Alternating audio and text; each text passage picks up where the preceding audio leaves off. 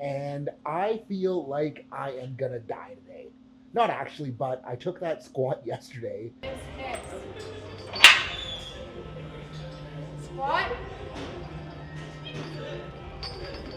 And shit was heavy, feeling very stiff and clunky here this morning.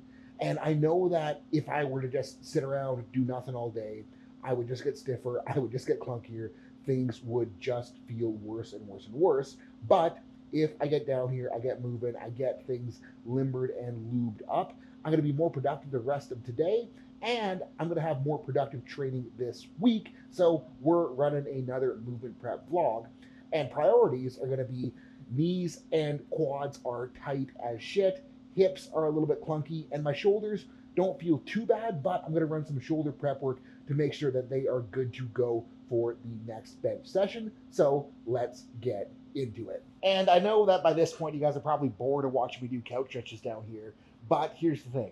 They are freaking sick. And if there was only one stretch I could do for the rest of my life, this would probably be it, because so much of what I have trouble with, the quad, the hip extension, the knee, this makes it feel so much better and really just opens up the ranges of motion that tend to go missing for me. So I tend to spend at least a decent chunk of time here to make sure that those ranges of motion are ready to go when I need them. And key points that I'm thinking about when I'm running a couch stretch are: number one, trying to squeeze this glute on the backside. Number two, I'm trying to like leg curl myself with this front leg to pull me further into that hip extension.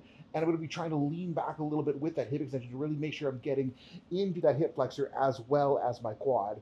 And another thing I'm doing here today is I'm kind of trying to like kick my foot out a little bit and rotate around that hip. So I'm getting a tiny bit of hip IR at this end range extension as well. And she feels icky, icky, yuck, yuck, which tells me that I really do need to be spending some time here. So we're going to spend some time here.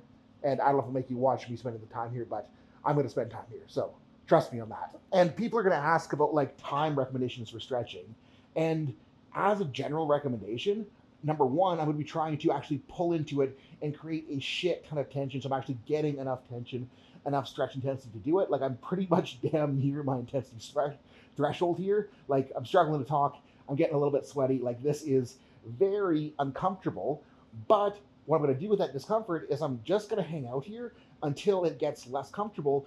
And then I'm going to do a couple progressions of trying to pull further into the stretch, get that intensity back. I'm going to hang out till it dissipates. Then I'm going to do that one more time and hang out till it dissipates. Some days that might mean a minute total. Some days that might mean 2 minutes total. Some days that might mean a little bit more. But if I do this when shit feels clunky and I can kind of get through that intensity threshold, I can get range of motion back to where it needs to be to pretty much last me through the whole week. So spending, that 3-4 minute commitment for me once or twice a week is well worth it. And pretty standard protocol for me is we're going to use the static stretch to establish and desensitize the range. Then we're actually going to move through the range to kind of get it to carry back over to actual movement. So I'm going to run a front foot elevated split squat, got my foot up on this box. And what that foot up on the box is going to do is it's going to change the levers a little bit, which is going to make it harder on the extension side on the back leg, which is what I really want to do. It's going to make it a little bit easier to get into deeper knee flexion because, again, the knees are feeling clunky. I don't want to go too crazy on loading with these. I really just want to make it nice and lubed up. What I'm trying to do here is I'm trying to push as far as I can into the front knee, trying to push into as much leg behind the hip extension of the back leg. And then I'm going to try to like squeeze teardrop on both quads to come up. It's going to make sure that I'm getting hip flexor on the back leg. And I know the hip flexor isn't the quad teardrop, but if I try to really drive through and like almost TKE myself at the top of the back leg, I get a shit ton of hip flexor along with that.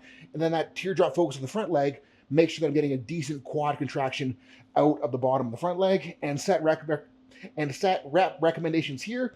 I'm just going to do like 2 to 3 sets of enough reps to feel like they are getting nice and lubed up, moving pretty well. And then just going to go back and forth on each leg until I get the feels that I want and until this bottom end doesn't feel icky, icky, yuck, yuck on the back hip or the front knee. And the next thing I'm going to do is I'm going to get into a nice, deep, narrow squat. Going to let the heels come up. And like right now you can see legs are a little bit lopsided. Legs are a little bit kind of pointing out crooked.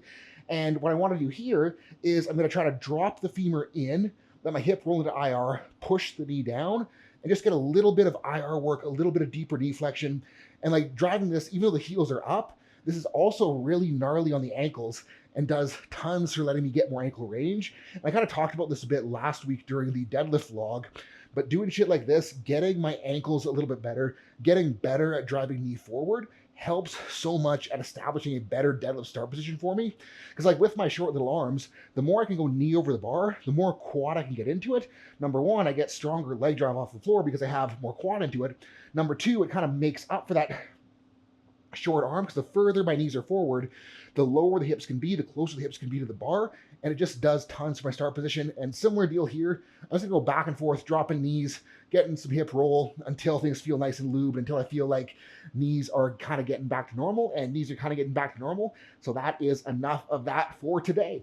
And as far as the shoulders go, gonna do the normal-ish blast strap playing around. So I'm gonna try to suck elbows down, dip into where I'll be holding the squat bar approximately, push into that nice shoulder ER stretch, push myself back out, and again, just gonna get some reps here until the shoulders feel like they're normal, until it feels not sensitive in the bottom. And it's like, right now, these reps, she's a little pinchy in the bottom, but that's okay, because I know if I do some reps here, I know if I get things moving, I know if I build sensory tolerance to the position, the next time I get onto the squat bar, it is not going to feel like a giant pile of rotten assholes. So a little bit of prep work will go a very long ways. And in terms of preparing for bench, I know that the reverse grip has been really, really, really freaking good for me. So what I've been playing with on the blast straps is basically just doing a reverse grip-ish blast strap push-up. And again, these first couple reps going in, right shoulder feels fine. Left shoulder is very, very, very not happy with me right now doing these, because again, I'm stiff as shit from being under that squat bar yesterday. But like 4 or 5 reps in, starting to feel normal, starting to feel good. It's gonna push through for a couple more reps. And like, this is really all the shoulders felt like they needed today. They loosened up nice and quick for me. And really, like, if you're a powerlifter, you definitely do not need gymnast level flexibility, but you need enough flexibility to get into position for the lifts, and you need to make sure that you're not sensitive in those positions. So if we can just touch those positions a few times away from training to make sure that they're not sensitive before we get there, training is gonna go so much better for you. And guys, that is it. Movement prep is donezo for the day. Easy peasy, lemon squeezy. And I know I'm not as old as some of you guys watching this, but I'm turning 30 in a month. I am old balls compared to a lot of powerlifting. And like, being almost 30, I feel better than I did at 18, 19, 20, 21, 22, 23, 24, 25, when I wasn't doing all this shit. And even though I've gotten older in the sport, even though I have racked up more injuries, I feel the best that I have under the bar right now, because I'm putting in this little bit of time, a little bit of effort away from training. And the whole point of running these movement prep vlogs is to show you guys how little time and effort it can take to feel so much freaking better in the gym. And it's like, if you can just move away from training in the positions that you need to be in to train, expand your position availability, expand your movement windows, you are going to be so much better off for it, and it's going to help you last so much longer in the sport. So guys, that is what I got for today. Thank you so much for watching. Thank you for supporting the channel. Peace out and have a good night.